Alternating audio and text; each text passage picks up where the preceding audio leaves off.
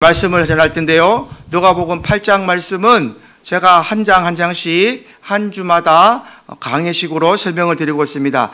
누가복음 8장에는 하나님 나라의 설명과 하나님 나라의 실제적인 모습에 대해서 설명을 하면서 제일 처음부터 나오는 이 말씀이 뭐냐? 이 당시에 예수님의 제자들은 하나님 나라에 대해서 알지 못했어요. 하나님 나라가 뭔지를 몰랐어요. 예수와 함께 있어도 하나님 나라가 뭔지, 또 하늘나라의 천국 복음이 뭔지 그걸 몰지 못하니까 예수님께서, 하나님께서 너희들에게 알게 해주신 것은 성령이 오고 난 후에 예수님의 제자들은 깨닫게 되는 것입니다. 그래서 마태복음 13장과 마가복음 4장의 천국 비유를 비유하고 있고, 오늘 누가복음은 누가복음 8장에 예수님께서 설명하시는 이 하나님의 나라의 비유와 실제적인 하나님 나라의 표적에 대해서 기록을 하고 있다, 이렇게 정리를 합니다. 그래서 8장 1절부터 보시면 1절을 제가 한번 읽어드리겠습니다. 그 후에 예수께서 각 성과 마을에 두루 다니시며 하나님의 나라를 선포하시며 그 복음을 전하실새 12제자가 함께 하였고 라고 말씀을 시작을 하셔요. 그래서 갈릴리 호수 주변에 있는 각 성과 마을을 예수님께서 돌아다니시죠. 그래서 하나님 나라를 선포하고 복음을 전하셨다라고 기록을 할 수 있습니다. 그런데 누가복음에만 있는 말씀이 있다고 그랬죠, 제가. 근데 누가복음의 2절부터 3절에 보면 이 누가복음에만 전하는 말씀이 오늘 기록이 되어 있어요. 그것이 뭐냐? 예수님과 제자들을 섬겼던 이 여인들을 소개를 하고 있습니다. 여인들을 소개를 하고 있어요. 그래서 이 헌신된 일꾼인데 그 여인들에 대한 일이 마태복음과 마가복음에는 많이 기록이 되어 있지 않아요. 요한복음에도 없습니다. 왜냐? 당시는 그때는 이 유대인들은 남성주의적 사회였기 때문에 여인들에 대한 기록이 많이 남아있지 않습니다. 그러나 누가는 이 여인의 기록을 남기고 있습니다. 우리 2절 한번 합독해서 읽어보겠습니다. 시작. 또한 악기를 쫓아내심과 병고침을 받은 어떤 여자들 곧 7 귀신이 나간 막달라인이라 하는 마리아와, 마리아 나오죠? 이 막달라 마리아가 누구냐면 예수의 부활을 첫 목격했던 여자예요. 예수님의 부활을 첫 목격했고 부활의 첫 증인이 되었던 여인이었는데, 그냥 예수님의 부활을 증인된 것이 아니라 이때부터 주님을 따라다니면서 자신의 것을 아끼지 아니하고 헌신하고 봉사하며 주님을 섬겼던 이 고행과 그의 행적이 있었다는 것을 기억하시기 바랍니다. 그래서 그는 나중에 예수의 첫 부활을 목격하는 증인이 된다라는 것을 기억하십시오. 3절에 또 나옵니다. 3절에 누가 있나 보시겠습니다. 헤롯의 청지기 구사의 아내 요한나와 수산나와 다른 여러 여자가 함께 자기들의 소유로 그들을 섬기니라. 헤롯의 청지기 구사의 아내는요, 당시에 아주 고위층입니다. 고위층의 아내인데, 이 고위층에 있는 사람들이 돈은 있지만 죄와 욕심에 끌려다니다가 어떻게 될까요? 지금도 많이 있던 이 우울증과 세상의 모든 병에 면하면서 귀신을 지배받다가 예수님을 만나고 난 후에 귀신이 떠나가고 그 다음에 새로운 삶을 고침을 받게 되고 난 후에 주님을 따라다녔다. 지금 이것을 설명하고 있는 겁니다. 고위층의 자녀였고 고위층의 아내였지만 돈도 많고 세상의 상에서는 대우를 받았지만 돈이 그 사람을 살려주지 못했고 귀신이 덮었었고, 막달라 마리아는 7 귀신이 덮었을 정도로 아주 어려움을 살았지만 주님을 만남으로 병고침을 받고 주님을 만나니까 영안이 열리니까 주님을 만나는 하늘나라를 바라보고 자신의 소유를 아끼지 아니하고 바쳤던 그 모습을 보게 됩니다. 그래서 3절 마지막 절에 보면 자기들의 소유로 그들을 섬겼더라 나오는 거예요.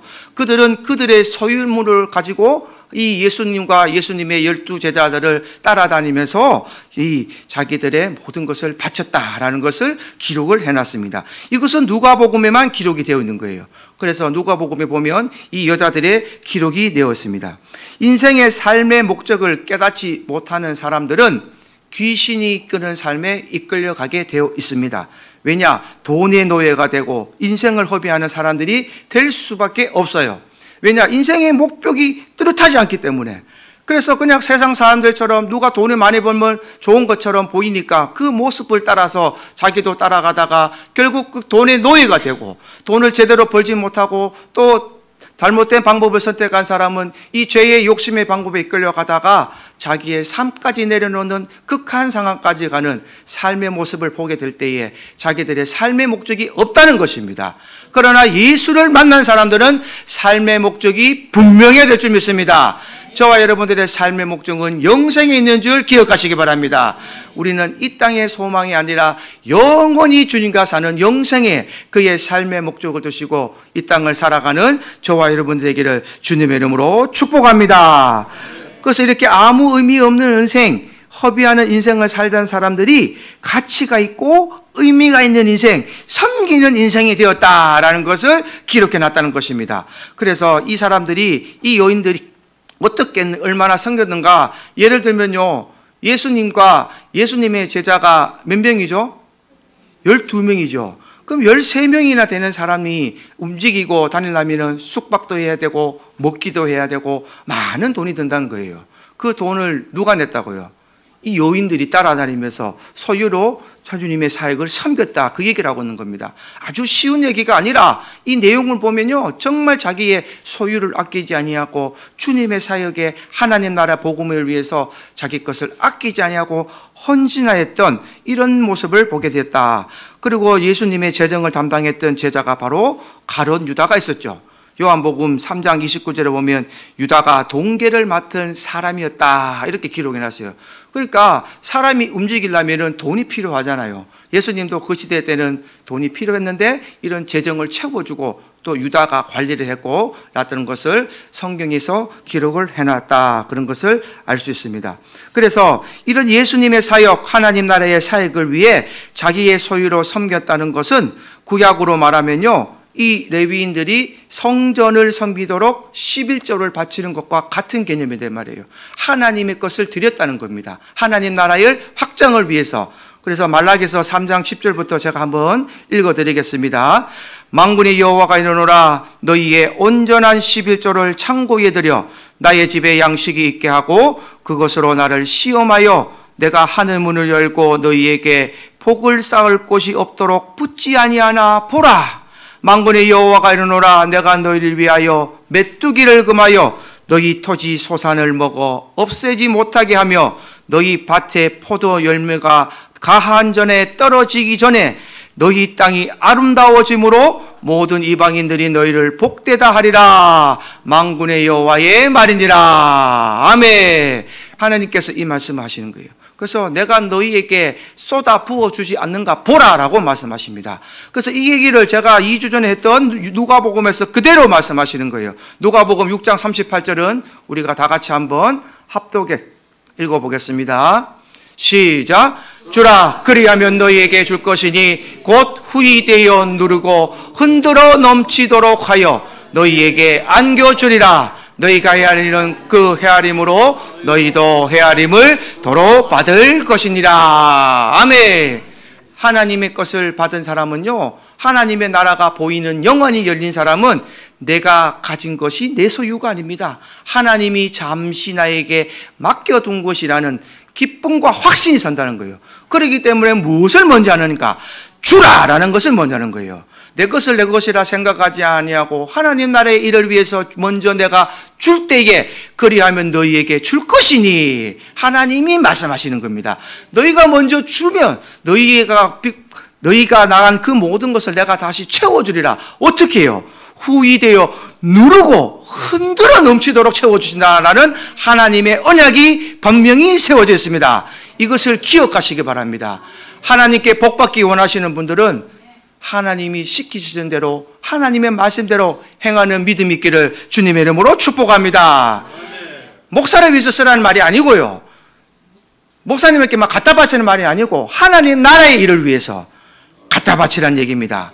내가 뭘 하기 위해서 갖다 바치는 것이 아니라 아무 조건 없이 하나님 나라를 위해서 섬기고 나누어 줄 때에 하나님께서 그것을 누르고 흔들어 넘치도록 섬기시는 그 하나님의 기적을 경험하시는 여러분들에게를 주님의 이름으로 축복합니다. 예수 믿는 것은 이런 증거가 있어야 되는 거예요, 여러분. 증거가 없으니까 오늘 지금 드린 말씀, 이 네 가지 CU 말씀처럼 다 쓰러지고 넘어지게 많은 것입니다. 그래서 4절 말씀에 주님께서 아주 알아듣기 힘든 말로 하나님 나라의 비유, 오늘 본문 말씀을 기록하고 있습니다. 예수님께서 천국 하나님 나라는 어디서부터 시작하는가? 벌써 하나님 나라는 너희들의 이 마음에서 시작된다라고 가르치고 계신 거예요. 너는 하나님을 믿는 나라를 믿고 있느냐? 너희 마음속에 하나님 나라가 있느냐? 예수님께서는 사람의 마음에 이루어지는 하나님의 나라를 밭에 뿌려지는 씨가 자라는 모습으로 설명을 하십니다. 그래서 마음밭의 비유 또는 씨 뿌리는 자 비유다라고 설명을 합니다. 5절에 보면 우리 5절부터 한번 읽어보겠습니다. 5절 시작. 씨를 뿌리는 자가 그 씨를 뿌리러 나가서 뿌릴새 더러는 길가에 떨어짐에 밟히며 공중의 새들이 먹어버렸고. 이 말씀을 딱 보니까 무슨 말인지 잘 모르겠죠. 예수님께서 말씀을 하셨는데 비유를 들었는데 무슨 말인지를 모르는 거예요. 그래서 오늘 집에 가서 꼭 읽어보십시오. 9절부터는 제가 설명드리겠지만 이 뒤에 설명이 나옵니다. 그러면서 씨가 가장 중요해요. 씨가 과연 무엇인가? 이 씨는요, 씨는 11절에 보면 씨는 하나님의 말씀이요 라고 말씀하시면서 예수님이 설명을 하십니다. 우리 12절 한번 읽어보겠습니다. 12절 시작. 길가에 있다는 것은 말씀을 듣는 자니 이는 마귀가 가서 그들을 믿어 구원을 얻지 못하게 하려고 말씀을 그 마음에서 빼앗는 것이요. 아멘.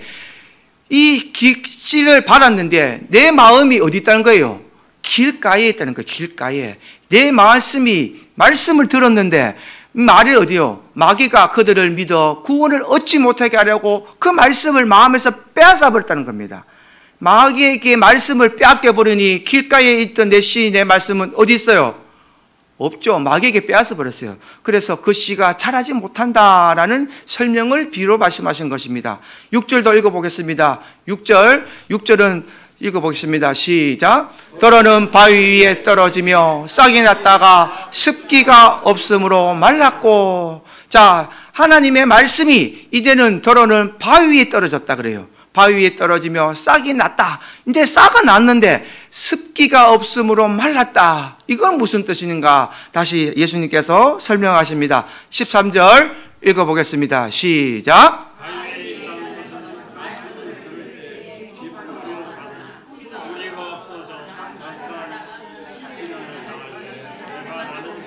아멘.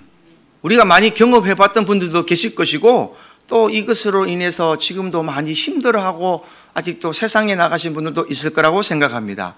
말씀은 받아들였어요. 받아들일 때 기쁨을 받아들이고 그 순간은 기뻤어요. 근데 뿌리가 없다는 거예요. 뿌리가 없다는 것은 행함이 없다는 겁니다. 지키지 못했다는 거예요. 그래서 잠깐 있다가 시려면 어떻게 돼요? 너무 힘들어서 말씀에 뿌리가 없으니까 흔들리고 마는 거예요. 여러분 우리 여기 뒤에 들에 보면은 나무 잡초가 많잖아요. 이 잡초가 이 비가 오고 난 뒤에는 얼마나 뽑기 쉬운지 모르시죠? 예. 우리가 비가 오고 난 뒤에 제가 어제 아닌가 뽑아봤거든요. 비가 오면은 이 잡초를 뽑으면요 그냥 뽑혀버려요. 뿌리까지 다. 이런 비유입니다. 뿌리가 그냥 뽑혀버립니다. 힘이 없으니까. 비가 오고 나면은 이 잡초도 힘이 없으니까 이 사람이 그냥 뽑아버리면 그냥 뽑히듯이 말씀의 뿌리가 밝히지 않으니까 시련이 올 때에 그냥 넘어지고 쓰러지는 자를 예수님께서 비유하셨습니다. 그 씨가 어디에 떨어졌냐? 바위 위에 떨어졌다라고 비유를 하십니다. 또 세 번째 말씀 가시떨기 한번 읽어보겠습니다. 7절 시작. 더러는 가시떨기 속에 떨어짐에 가시가 함께 자라서 기운을 막았고. 우리 하나님 말씀이 가시떨기에 떨어졌다라는 표현을 하세요. 이 가시떨기에 떨어졌다는 것은 14절을 설명을 해주십니다. 우리 14절 한번 읽어보겠습니다. 시작. 가시떨기에 떨어졌다는 것은 말씀을 들은 자시는 자 지내는 중 이생의 염려와 재물과 향락의 기운이 막혀 온전히 결실하지 못하는 자요. 아멘. 이제 세 번째 단계로 넘어갔죠. 첫 번째는 아예 그냥 힘도 없고, 두 번째 바위는 그냥 고난을 왔을 때 넘어졌는데, 세 번째는 좀 나아요. 말씀을 들은 자나 지내는 중에 무엇이 왔다고요? 말씀이 들었고 좀 잘하는 중에 이 생의 염려, 또 재물, 향락, 기운에 맡겨서 온전히 결실하지 못했다 그럽니다. 이것이 아마 주님 보실 때에 우리 한국 기독교, 전 세계 기독교인들 중에 많은 사람들이 이곳을 차지하지 않을 것이라 생각합니다. 여러분 잘 기억하십시오. 주님께서는 저와 여러분들의 중심을 보시고 저와 여러분들이 어떻게 살아가시는지 다 알고 계시는 분입니다. 그런데 우리는 어떻게 돼요? 이 생의 염려, 재물과 향락, 기운에 막혀서 온전히 결실하지 못하는 모습을 많이 보게 됩니다. 이 모습은 뭐냐? 다시 말씀드리면 세상과 타협하는 자라고 말씀하는 거예요. 세상은 우리가 이기고 승리하고 누르는 것이지 세상과 타협하는 곳이 아닙니다. 세상 속에 어울리는 것이 아니라 세상을 이기고 주님의 말씀으로 세상을 정복하는 것이 저와 여러분들의 사명인데, 세상 속에 들어가서 세상 사람들처럼 그들과 함께 재물과 향락과 기운과 이생의 염려에 동참한다는 거예요. 타협을 하고 흡수가 되어버리면 주님께서 우리에게 주신 이 말씀의 복음의 의미의 본질을 잃어버리게 되는 것입니다. 주님이 우리에게 씨를 주신 것은, 복음을 주신 것은 하나님 나라를 바라보는 영안이 열리라는 것이고, 너희는 이 땅에서 세상 사람들과 같이 살지 말라는 것이에요. 세상 사람들과 구별될 삶을 살아라고 우리에게 복음을 주셨는데, 그 복음을 가지고 세상에 나가서 세상 사람들을 변화시키는 것이 우리의 의무인데, 그들과 타협하고 그들 속에서 묻혀서 그들과 같이 어울려 사니까 주님 보시기에는 그들의 씨는 뭐냐? 가시떨기에 떨어진 복음 같다라고 설명하고 계시는 것입니다. 얼마나 답답한 말씀인지 모릅니다. 여러분, 이 세 가지 비유를 잘 기억하셔서 혹시나 내가 여기에 비유가 된다면 오늘 이 시간이라도 반절히 되돌이키시고 좋은 땅, 지금 설명드리는 이 좋은 땅에 떨어지는 씨가 여러분의 말씀에 되기를 주님의 이름으로 축복합니다.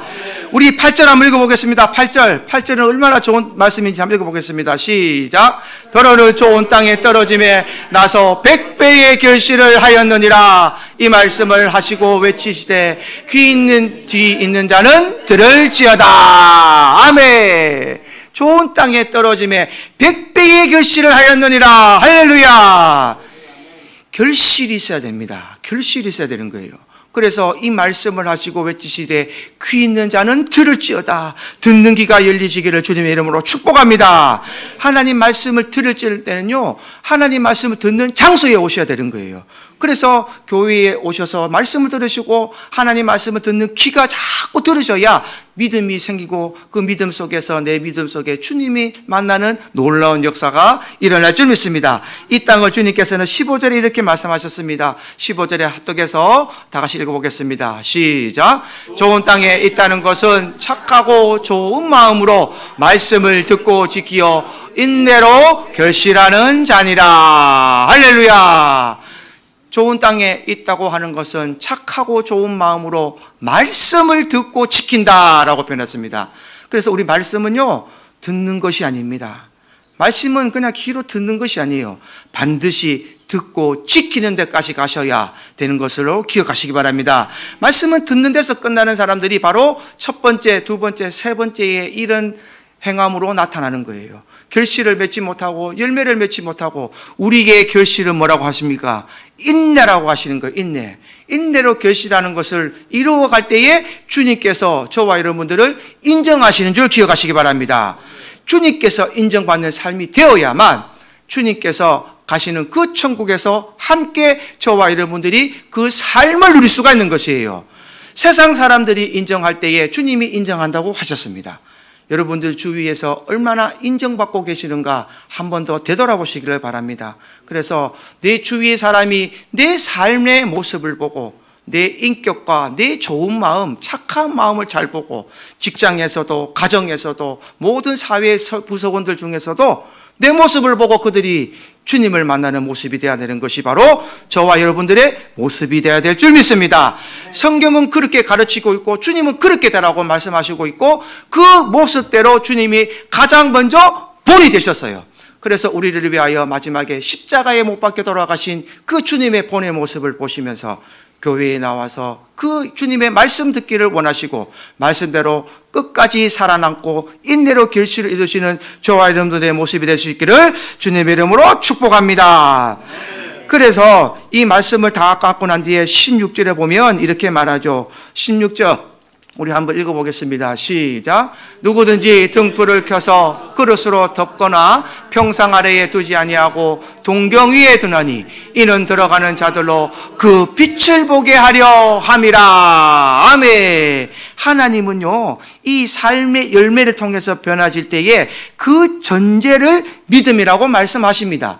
그래서 그 믿음이 어떻게 된다고요? 너희들의 그 믿음이 그 빛을 보게 하게 하고, 좀 빛이라고 말씀하시는 거예요. 너희는 세상에 나가서 타협하는 게 아니라 세상에 나가서 빛이 되라고 말씀하시는 겁니다. 네가 만난 주님을 전하라는 말씀이에요. 네가 만난 주님으로 말하면 네가 변화된 모습을 보여주고 그들을 변화시켜서 그들 세상 속에서 하나님이 가장 원하시는 것, 하나님이 가장 원하시는 것은 이 세상에 있는 모든 사람들이 구원받기를 원하십니다. 하나님이 가장 원하시는 것은 여러분들과 제가 잘 먹고 잘 사는 것이 아니라 저와 여러분들을 통하여서 각 지체를 통하여서 하나님 말씀을 전하고 하나님 나라의 복음의 확장의 노력을 하여 모든 사람들이 하나님 말씀을 듣고 우리가 살아가는 모습을 보면서 그들도 변화되고 그들도 예수를 바라보고 복음을 받아들여서 그들도 주를 믿고 영생의 길로 함께 동참하는 것을 하나님께서 가장 원하시는 것이에요. 그러기 위해서 창세전부터 저와 여러분들을 선택하셨고 지금도 말씀을 통하여서 가르치고 계시는 것입니다. 그래서 말씀은요, 누구나 이 말씀대로 순종하는 것이 중요하고 말씀을 지키는 게 중요하다. 그래서 인내로서 결실을 맺는 것이 중요하다라고 누가복음에 설명하고 있습니다. 그래서 오늘 말씀 속에서 무엇을 깨달아야 되는가? 내가 혹시 하나님의 말씀을 받아들였는데 내 말씀이 어디서 자라고 있는가 한 번 더 되돌아보기를 주님의 이름으로 간구합니다. 혹시 내 말씀이 길가에 있지는 않은지, 혹시 내 말씀이 바위 위에 있지는 않은지, 하나님의 말씀이 가시떨기에 있지는 않은지 다시 한 번 더 되돌아보시고, 혹 내가 하나님의 말씀을 들었는데 마귀에게 이 말씀을 빼앗겼는지는 않은지 돌아봐야 될 것이고요. 또 바위 위에 있었는데 그것이 뿌리가 없어 잠깐 시련을 받다가 내가 넘어지는 그런 신앙이 되지는 않았는지, 또 주위에 그런 사람들이 있는지 없는지 되돌아보셔야 되고요. 가시떨기에 떨어진 말씀은 들어잔데 세상과 타협하면서 살고 있지는 않은지 다시 한 번 더 되돌아보는 오늘 귀한 시간 되기를 바랍니다. 그래서 주님이 바라시는 좋은 땅에 떨어져야 됩니다. 내 말씀을 좋은 땅에 떨어진다는 것은 뭐냐? 말씀을 듣고 지키는 자가 되어야 된다는 거예요. 말씀을 듣는 게 아니고 듣고 지키고 인내로 결실하는 자가 되어서 주님 보시기에 너는 참 내가 사랑하는 나의 아들, 딸이구나 라는 이 말씀을 드려야 됩니다. 그래서 기도할 때에 주님 사랑해요, 다른 기도 필요 없습니다. 주님 사랑해요, 주님 나를 사용하여 주시옵소서, 이 기도만 해도 눈물이 주주주 흘러야 되는 거예요. 주님이 나를 사랑하시다는데 여러분 뭐가 더 이상 필요합니까? 어떤 여인이 꽃집을 하고 있었어요. 꽃집을 하고 있는데 어떤 남자가 매일 와서 꽃을 샀습니다.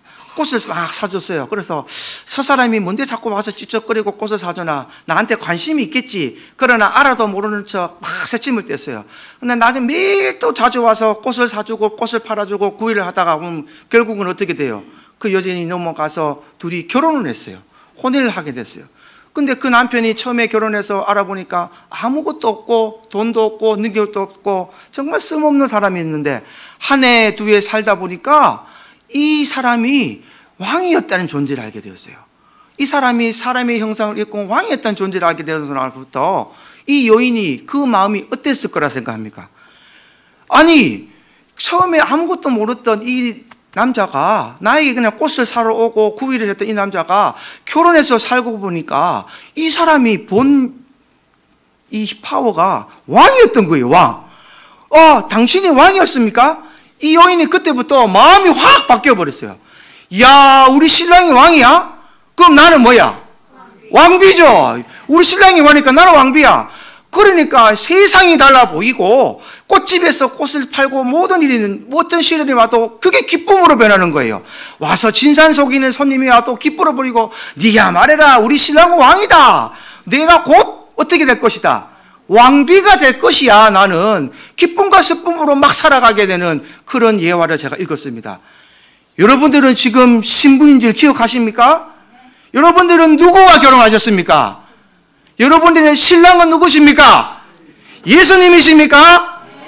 예수, 예수님 기뻐하시겠어요? 주님 지금 보좌에서 듣고 계시는데, 주님께서 여러분들에게 구애를 하고 계시는데, 여러분들은 예수님 우리 신랑이에요 이라가시요? 다시 여러분들의 신랑은 누구십니까? 예수님 할렐루야. 주님이 내 신랑이 되신답니다. 주님이 내 신랑인데 우리 예수님의 신분이 뭐예요? 만왕의 왕이에요. 만왕의 왕. 왕이 내 신랑인데 무슨 걱정이 있겠냐는 겁니다. 지금 잠깐 우리 주님이 잠시 그냥 기다려 주시는 거예요. 왕의 신부를 잠시 속이고 계십니다. 그러나 주님이 이 땅에 만왕의 왕으로 오실 때에, 신랑 되신 예수께서 오실 때에 저와 여러분들은 그 신랑 되신 예수님과 함께 왕의 이 직분을 누리게 될 것입니다. 그래서 이 땅에 작은 소망, 이 땅에 작은 미련 두지 마시고, 이 땅에 어려움과 이 땅에 많은 괴로움이 있더라도 우리는 인내와 소망을 가지고 결실로 이루어가는 여러분들 되기를 주님의 이름으로 축복합니다. 그것이 오늘 말씀의 핵심이 되는 거예요. 그래서 하나님의 말씀을 듣고 행하는 사람들이 바로 이 결실을 맺는 자다라고 뒤에 많이 말씀을 하시고 예수님께서 설명을 하십니다. 오늘 많은 내용이라서 다 하지는 못하겠고요. 오늘 이 씨의 비유만 잘 기억하셔도 좋습니다. 그래서 이 씨의 비유를 기억하셔서 오늘 내가 하나님의 말씀을 끝까지 받아들여서 좋은 땅에 하나님 말씀을 들으시고 100배의 결실을 다 맺으셔서 여기 있는 분들은 더 하나님의 복을 받아 누리시고 이때상 살아가는 이 시간 이후로부터는요, 이전의 삶보다 더 많은 복을 받아 누리시는 복의 복을 받는 저와 여러분 될 수 있기를 주님의 이름으로 축복합니다. 찬송가 350장 찬송 드리겠습니다.